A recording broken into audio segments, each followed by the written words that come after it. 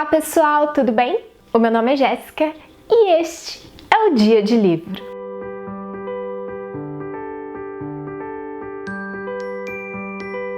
Hoje eu vim conversar com vocês sobre um dos livros que eu coloquei na minha TBR de outubro, né? Então durante esse mês de outubro eu me propus a ler alguns livros na temática do suspense, do terror, exatamente por conta do clima, né, propício que o Halloween gera na gente. E o livro que eu vim trazer aqui a resenha é Contos de Suspense e Terror do Edgar Allan Poe. Esse livro, a tradução dele foi feita pela Eliane Fittipaldi e pela Kátia Maria, e eu fiquei muito feliz porque eu simplesmente amei a escrita do autor e amei também a tradução do livro. Eu digo isso porque a gente tem algumas explicações sobre os contos no final do livro e que para mim fez total diferença na experiência de leitura. Então, se alguém aí como eu nunca leu nada do autor, eu digo que é uma ótima obra, uma ótima edição. Essa aqui é da Martin Claret, para você dar início à leitura do Edgar Allan Poe. Antes de qualquer coisa, eu já vou pedir para vocês se inscreverem aqui no canal, deixar aquele joinha que me ajuda muito e ativar o sininho. Então aqui nesse livro é uma sequência de contos que a gente vai ver do autor. No total são 8 contos, tá? E eu vou dar assim mais ou menos uma ideia de como esses contos eles funcionam, tá bom? O primeiro deles é O Coração Delator. Então foi muito legal o impacto que essa história ela trouxe para mim. Eu acho que para mim eu não senti tanto terror, mas eu fiquei instigada com as histórias e como elas foram escritas, sabe? Então no Coração Delator a gente vai ver um rapaz que ele tem uma certa obsessão pelo senhorio dele, né? E ele vê uma maldade no senhorio dele que ele não consegue explicar o motivo de como surgiu essa percepção dele, mas o foco dele é acabar com aquela maldade. E ele meio que toda noite ele fica olhando o senhorio dele, dormindo, vendo as expressões dele ali e matutando algum tipo de plano que ele poderia ter.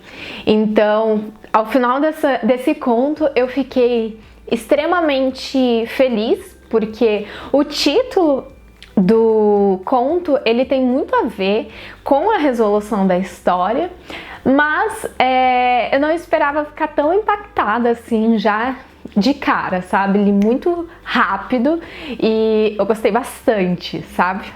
O segundo conto é O Gato Preto. Esse aqui, eu falei assim, nossa, vai ser um clichê, todo mundo já leu esse aqui, todo mundo só fala do Gato Preto, do Edgar Allan Poe, e eu chorei nesse conto. Eu tenho uma hipersensibilidade quando se trata de animais, e aqui a gente vai ver um rapaz que ele diz, né, que desde pequeno ele teve uma personalidade pacata, gentil, e que ao longo da vida, conforme ele ia crescendo, a personalidade dele foi transformando. E a gente percebe que isso acontece por conta, talvez, dos vícios que ele tenha, né?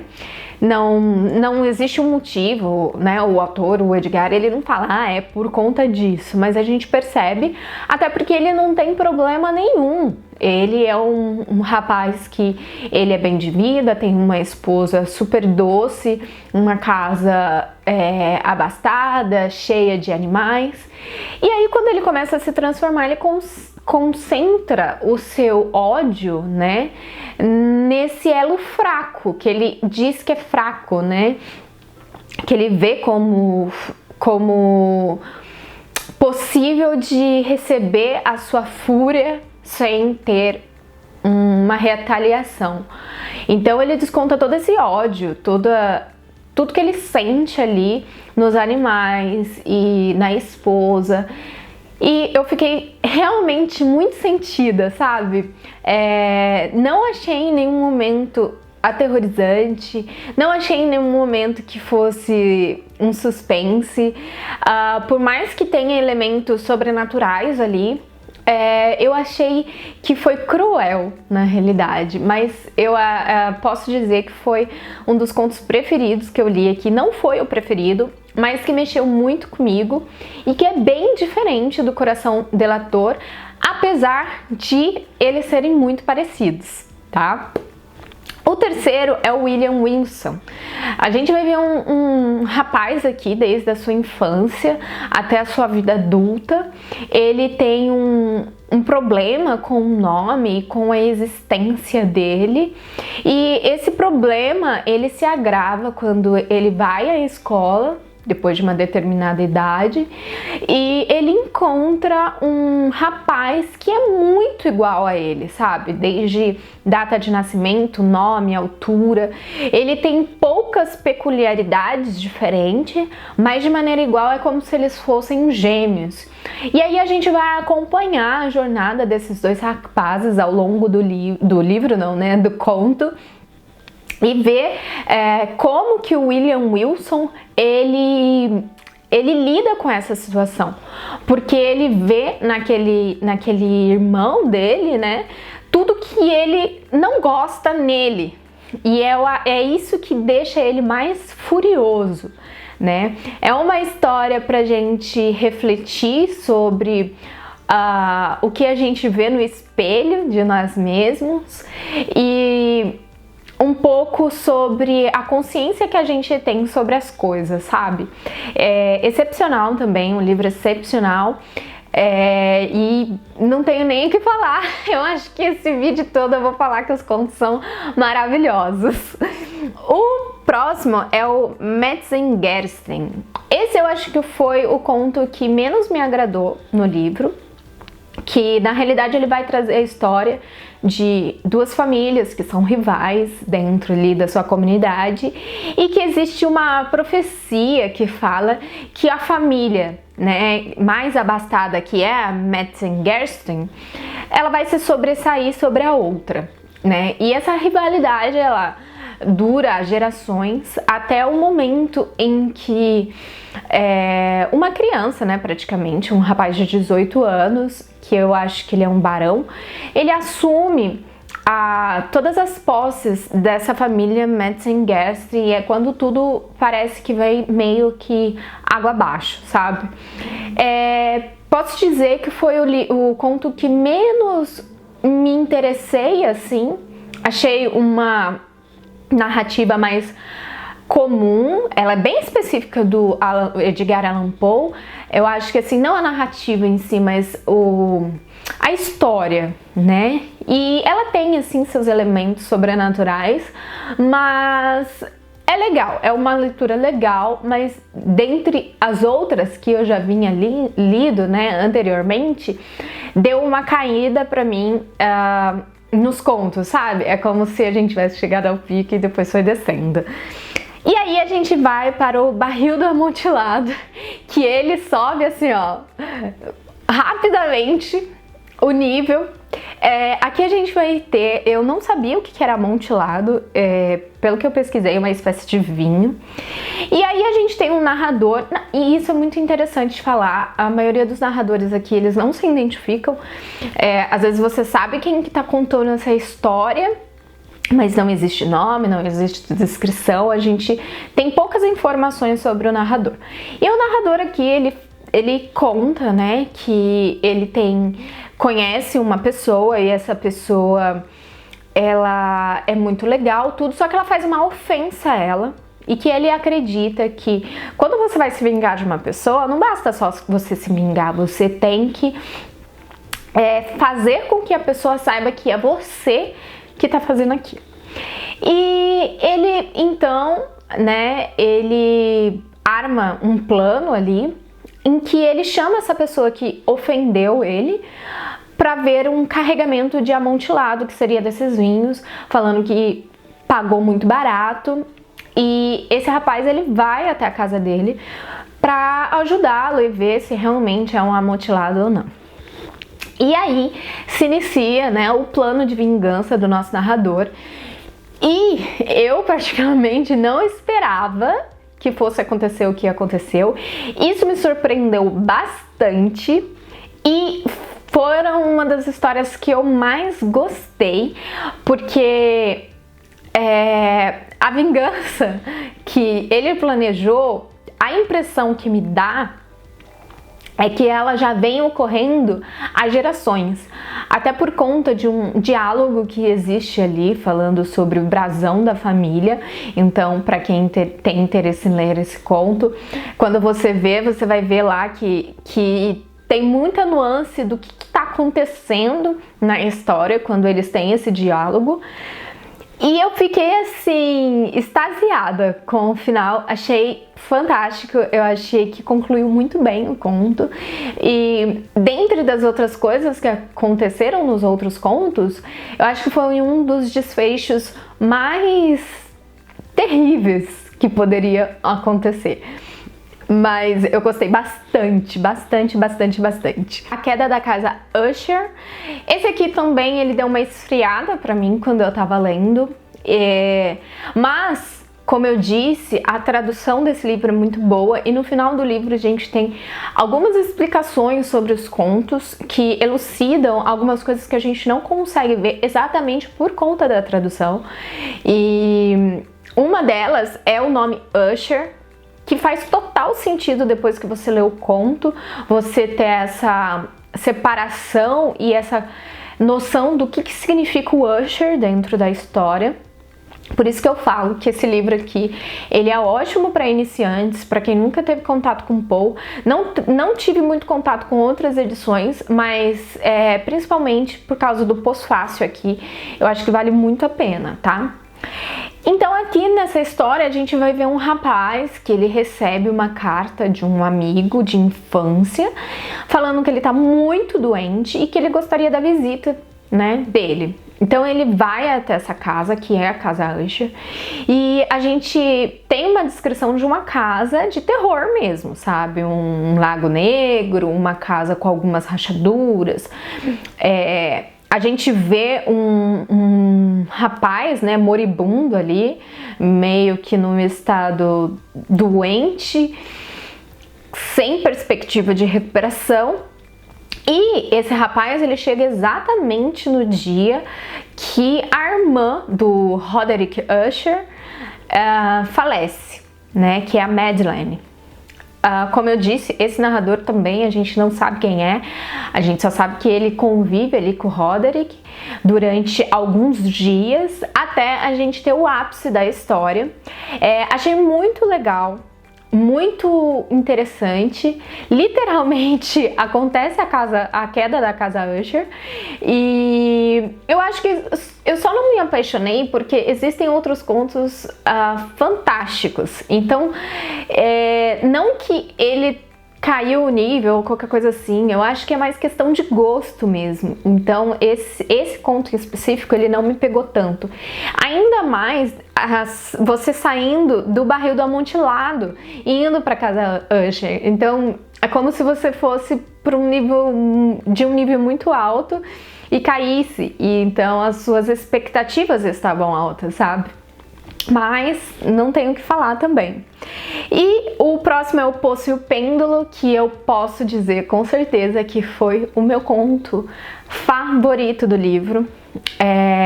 Ele me dá a impressão, assim, eu acho que muita gente assistiu o filme Poço. Acredito que o diretor ou o roteirista desse filme teve algumas pinceladas desse conto aqui, lá nele, porque aqui a gente vai ver um rapaz que cometeu um crime, a gente não sabe que crime que é esse, e ele tá num lugar escuro, ele acorda num lugar escuro, bem doente, aparenta estar doente, ou fome, ou desidratação, não sei muito bem dizer o que ele sente, mas ele não tá bem. E tá tudo escuro, e ele entende que ele vai morrer ali, sabe? E aí ele começa a tentar ver qual que é o tamanho do lugar onde ele tá. Ele não tem como enxergar, então ele faz uma marcação ali com um pedaço de roupa. E aí ele começa a contar os passos, só que aí ele desmaia no meio do caminho. Até um momento que ele percebe que no centro dessa prisão que ele se encontra, existe um poço ali. E que a intenção de quem colocou ele é que ele caia ali dentro, até porque ele tá num quarto escuro e a qualquer momento ele poderia cair ali andando. E ele só não caiu por conta de que antes dele dar o passo ali pro poço, ele teve um desmaio por conta da sua fraqueza, bateu a cabeça e tudo mais, e por isso que ele não caiu. Então a gente vai vendo ao longo desse conto as torturas que ele sofre ao longo do conto para que ele realmente caia até o fundo desse poço, sabe? O final dessa história é um dos finais mais felizes dentro de todos os contos aqui, mas não foi por conta do final, mas sim por conta da jornada desse personagem, desse narrador que a gente vê, e da situação que foi colocada essa história, né, que foi na época, pelo que eu li aqui, da Inquisição. Então a gente tem até personagens históricos dentro da história, e me apaixonei, de verdade, ficou como meu conto predileto. E é difícil falar isso porque eu gostei de todos, né? Teve alguns que foram menos, outros mais, mas é complicado falar porque eu gostei realmente de todos. E aí o último conto, né, é O Enterro Prematuro.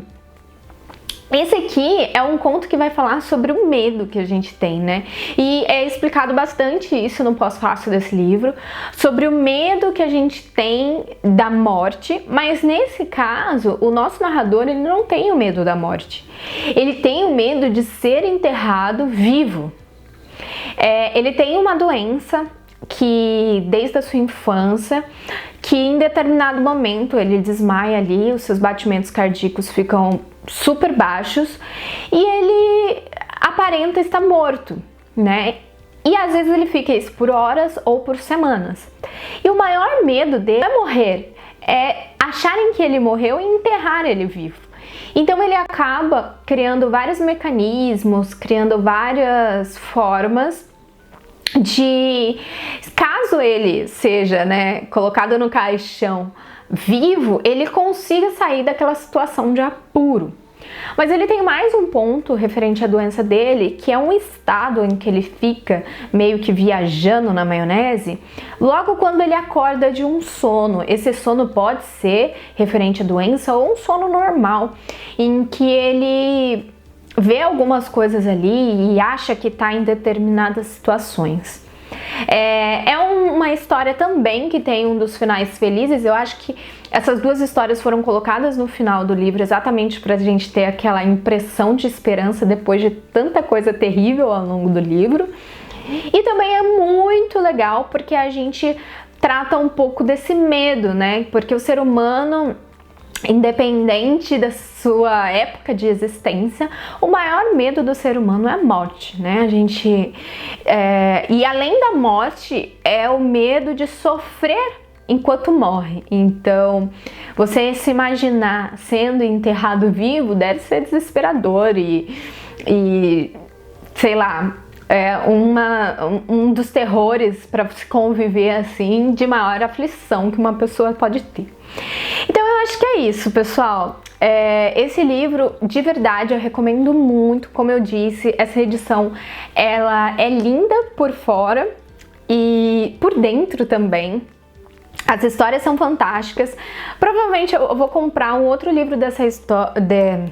Provavelmente eu vou comprar outro livro dessa edição, que eu acho que é Amor e Terror, do Edgar Allan Poe, alguma coisa assim, é uma capa meio azul, também muito bonita, porque eu gostei de verdade de ter lido dentro dessa tradução, dentro dessas explicações, e eu acho que vale muito a pena, tá bom?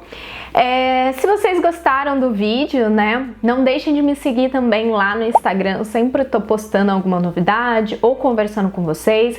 Às vezes vocês ficam atualizados antes lá das leituras que eu estou fazendo. né? Então dá uma passadinha lá. Também compartilha com os seus amigos, colegas que gostem de literatura nos grupos que você participa, para que eles possam me conhecer também. E eu acho que é isso, pessoal. Eu espero que vocês estejam gostando desse mês do horror. Tô fazendo com muito carinho para vocês.